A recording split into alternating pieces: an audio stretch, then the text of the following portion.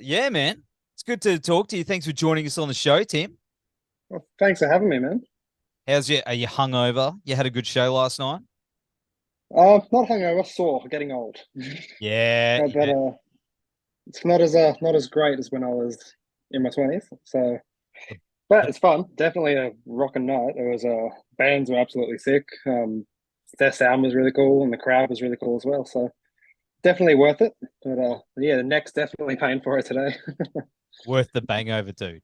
I get that. Oh, definitely. Yeah, I get that. The knees. I have to wear 2 knee braces now. I don't know how old you are. I'm guessing your early 30s. 29. 29, dude. See, you're still young. You know? Oh, man, I feel like I'm in my 30s, man. Yeah. I'm in my 40s, dude, and it doesn't get any easier. You know, doing the death metal thing. It's stomping around. But hey, man, it keeps us young, and actually. But dude, Oh, it's definitely. man, of course, your band Ghostseeker. I love the name. It's fucking awesome. Thanks. You know, hitting the road in May, man. Now, let me correct me if I'm wrong. Initium Novum. Is that how you pronounce it? The name is that Novum? Yeah, Novum. Novum. Yeah. See, I don't English very well, but man, it looks like it's going to be a hell of a lot of fun. This tour, it's incredible, and this is your first run of shows with this band, right?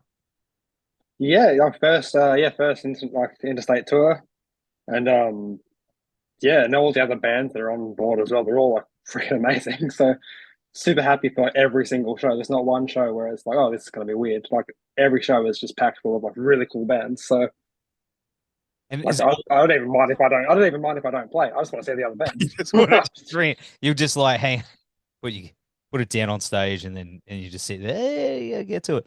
But of course, you're taking Aurateque Yeah. guys with you on the run as well. And there's nothing like teaming up with another band and getting up to no good on a tour. How did that come about? Teeing it up with those crazy kids. We got super lucky with all this because we got contacted by Miles and the team over at Corner, and they just organized the whole thing. And we're like, wow, yeah, sure, yes. Like they offered us this tour, and we're like, yeah, let's do it. Like no questions asked. Man, And yeah, we just got really lucky, I guess. it's going to be cool. I mean, even heading up here to Brisbane, which is going to be a great show as well. You know, and you're hitting all over the place. I mean, you've done a tour outside of this band. You've been on tour before, right? Yeah, So you know, yeah, know how. we've all played like a couple other bands that have done tour, and like Breeny's was in Storm the Sky, and he did many tours. So yeah, we all know what we're in for, but definitely can't wait for the hangover. It's going to be fantastic. Yeah, definitely, man, definitely. And of course, the EP Initium Novum, which is a collection of singles. Now, they were all recorded at the right time, right? They're all at the same time and just put together, Yeah. or was it all separate sessions? So we recorded everything at the tail end of 2019, and so everything was recorded and done. But then old mate COVID decided to Yeah. do its thing, and we're like, do we just put the songs out without music videos, or do we just wait? So we just didn't really know what we're gonna do. But then luckily we had a lot of help from Ione Heckenberg from Ocean Sleeper, Mm. and he just took a lot of the lead on a lot of the things there. And yeah, we managed in between those little breaks we got in between lockdowns. We're like, all right, we're gonna quickly smash out a music video, just get there, do it, and then that's why there's so many like months gap between each single because as soon as there's like a break in COVID, oh, new video, new video. Kind of worked out though. You know, I know some bands that have done it that way, and they've sort of stretched it out where it's just kept that content rolling and kept people interested. So, do you think that that's sort of been a benefit in the long run? So, doing Um, it all at once. in the long run, I think it was. Look, at the time, it definitely didn't feel that way Mm. because we were, I was sitting on these songs for a few years. and just like we want to hurry up and release all these songs so we can finally start, like doing things with them. And it just, I don't know, for us, it felt like it was taking a long time to get things out. But I guess hindsight's a hell of a thing, and but I guess it just worked out perfectly for us. Like towards the end of it, we're just probably a bit impatient. Oh man, it's always a way. It's like your baby, you want it out Oh, there. exactly. But you want the world to hear it all, but sometimes it doesn't work out that way. I know all about it, dude. I know all about it. But have you got more on the way? I mean, during that time, did you guys, do a lot more writing? Where did the band sort of progress in the background during that? Yeah, we did a lot, yeah, a lot of writing. I mean, throughout COVID, what else do you really have to do, right? Yeah. Like other than video games and like essential work. But yeah, we had lots of writing done, going back and forth, working with Ione a whole heap. And then yeah, hopefully by the end of the year we might have some more things coming, but TBC. Yeah. Is that like a little clue? Is that like something you know? Was that I don't know there's something going up? if I say too much, Bruni might kill me. I don't, yeah. Don't know what you're talking about. But but of course, the band evolved from Letters to Amara and Storm the Sky. How did it all come together initially? How did the powers combine? We so Letters to Amara kind of came to an end. Like a couple of the band members just went off and did their own, wanted to like start families and do their own thing.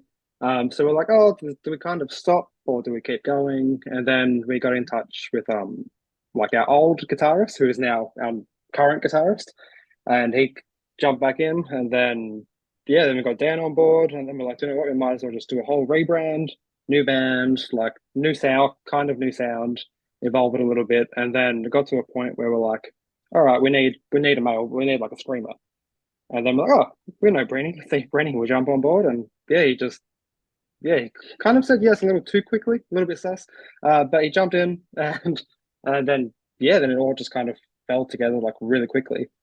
So we just all gelled very well. So I guess that's a massive positive.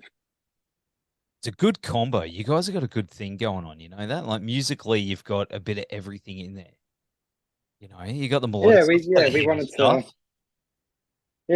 stuff. try and so in Letters to Amara it was very pop punky, very I'm not sure. We just really wanted to evolve that sound and bring in a lot more of the heavies. And then obviously everyone goes through phases where like you buy the new band and you want to sound like this band, and then it's like oh suddenly like loving Architects. So I was like, yeah, we need screaming in this song, in like all our new stuff. Or it's like a loving Spirit Box. We need like female screaming in all these songs. Man. Well, of course, having the dual vocals are both clean and heavy, and that contrast between both male and female voices, it opens a lot of doors creatively. There's a bit more of freedom there, I guess. So I'm saying, with the writing and stuff like that, how's the band approach music in that way? Do you have to fight over which which vocalist is going to lead the song, or is it they just fisticuffs in the car park, or do you guys sort of it's just all scissors paper rock, man. yeah that old All scissors paper rock. No, we got pretty good because like Celeste and Bruni, they really just gelled well from the start, and they both kind of knew like in this genre, like obviously a lot of the choruses would be yeah. clean singing, a lot of verses would be screams and breakdowns, Bruni. So we kind of just stuck to the if it's not broke, don't fix it formula, and yeah, it just worked really well. But we're looking at always looking to change things up and evolve sounds, and I don't know, maybe Bruni will sing the choruses next time. I guess less screaming. Mate, they're both incredible. They're both incredible vocalists. You know what I mean? So it's like, yeah, it's definitely something special you guys got going on there up front. And I know, like, as a vocalist, you're gonna throw all your ideas all in there, and but having that, it must be interesting having them both sit down and share the lyrical ideas and things like that. Do you get involved with that side of things, or do you sort of let them sort of just go for it? Oh no, I stay well away from that, man. That's way out of my pay grade. Yeah, can't do lyrics for the life of me. But it's I've seen like Brandy and Celeste sit down like a writing sessions, and they'll just when they start, they just can't stop, and they just bounce off, and like 9 times out of 10, they're always on the same page as well about like who will take what part and how certain sections should go melodically, and it just I don't know, it's almost too good to be true. Like it just works so well. Have you noticed that there's been maybe a creative connection between the two as the band sort of progressed over the last couple of years? Like they've locked in, with their melodies and their songwriting and stuff like that up front. Have you noticed? Oh yeah, definitely. They I guess being vocalists and being like the forefront of the band. Pardon me. They definitely because like they lead like a lot of even like our live shows, Mm. like because like the faces of the live show, they're very locked into each other and what each other are doing, and like they kind of just feed energy off each other and bounce back and forth, and that just carries over into writing, even rehearsing as well. Like we'll just be standing like Corey and I'll just be standing there playing guitars, but then Celeste and Brenny are like doing a full like stage plot type thing, and they're just bouncing off each other consistently, which I think it's absolutely awesome having like two big energies as Yes. well, like at the front of a show as well, to just it makes us just amps me up for a show every time. It's fantastic. How's It that? just means I get to sit back and not do too much. Fantastic. How does that inspire you creatively, though? As a riff master, like does it give you ideas? um, it's more so with the energies, like in the room. Like like you're stuck in a room for like if you've been in the room like 10 hours, and it's just a slog of a writing session, and it's getting to a point where it's like you're not really bearing much fruit from these riffs that you're writing. But then like we'll change things up and we'll start doing lyrics, and it's like oh okay yeah that would be a really cool section, and then like we'll just feed off that, and that actually helps a lot too. And what's really good is Ione, everything we've done we've worked with him, Yep, and he's just the same as well. He's an absolute energy in himself too. Like he's an absolute vibe. Actually, he just smashes through everything and helps out so much. Like he's just the most creative wizard I've ever met in my life. that's awesome. That's awesome. And of course, this week you're playing the Knotfest kickoff party on Thursday Yeah, with our boys Primitive. You know, man. Hey, shout out to those guys. gotta be sick. Tim and Yeah, the those guys are mad. best dudes. They are. And you got DJ Cannot sets wait. from Knock Loose and Void of Vision. Man, what was that? Let me rewind that one. Void of Vision. What was that? Void of Vision. Bro. It's a Sunday night, ladies and gentlemen. But that'll be a ton of fun. You going to the festival? Is this a bit of a warm up for you yourself? I didn't get tickets to the festival myself. So but the rest of the band did. I was just a little bit late on the train, and obviously I have a couple other prior things going on at the same time. But yeah, so we're super excited still to play because I mean, just to be a part of Knotfest in itself is absolutely incredible. And plus, I mean, Void of Vision DJ set. How could you go wrong? Yeah. It's gonna be awesome. Man, I wish I could be there. Have you done We're much with lucky enough. We got Spirit Box tickets instead, so that's going to be Ah, absolutely amazing. Spirit Box, Make Them Suffer. It's going to be absolutely incredible. that will So be. No, 100%, because that's sold out yeah, as well. Everything's sold out. It's nuts, man. It's crazy. they've just done such a good job on this festival. It's so good. They really, really have, you know.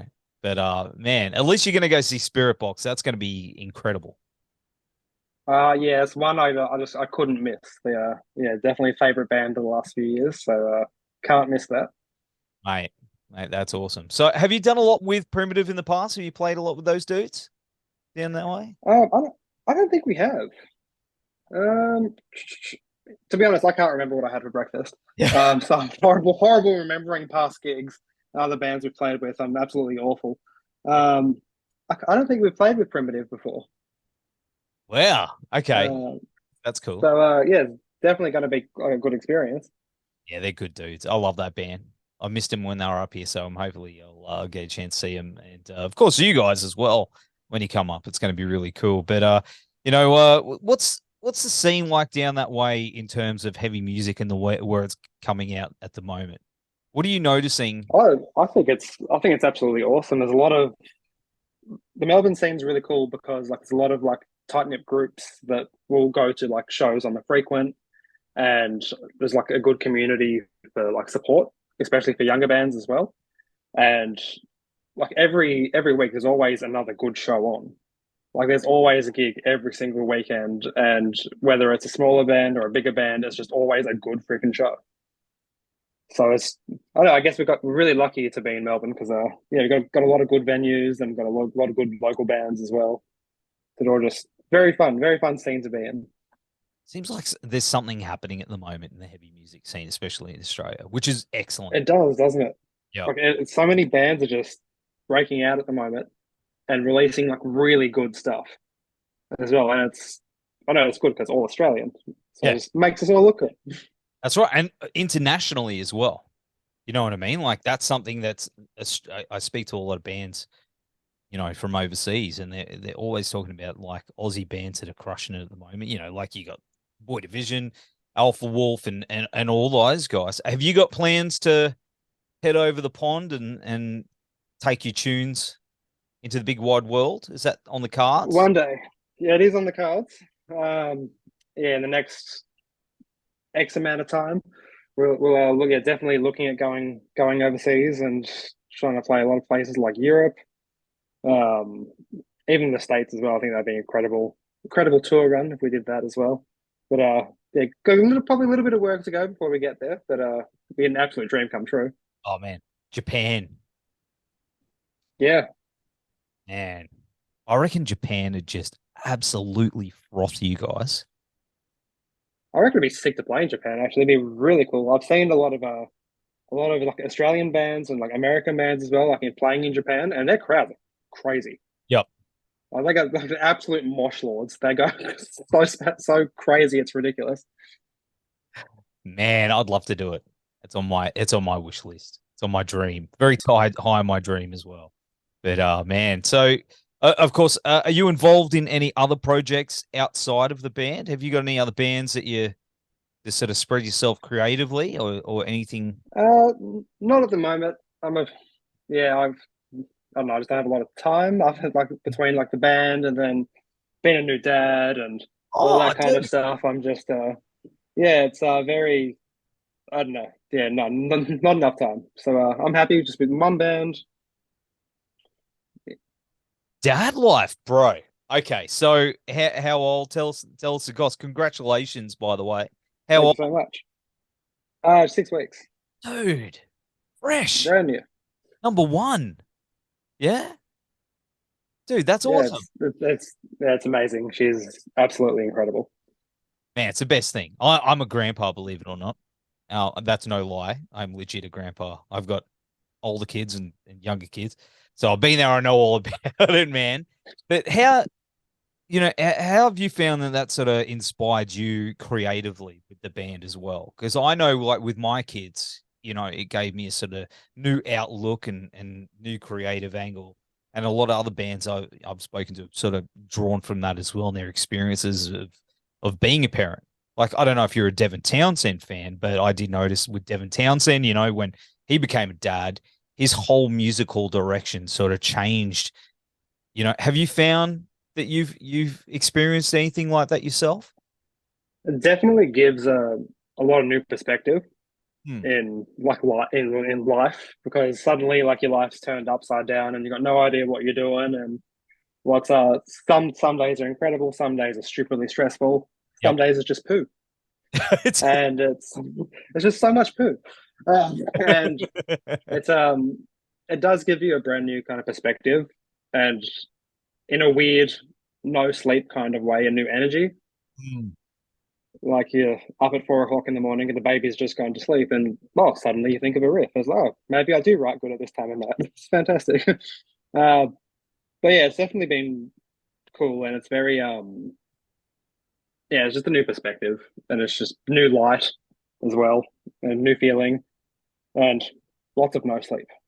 Yes, I know that one. It does come back eventually, but man, just keep that the guitar handy. Keep the riffs coming when you're in that other dimension. Like that delirious state of Yeah, man. what Yeah. year? What year is this? I know. Don't even know anymore. But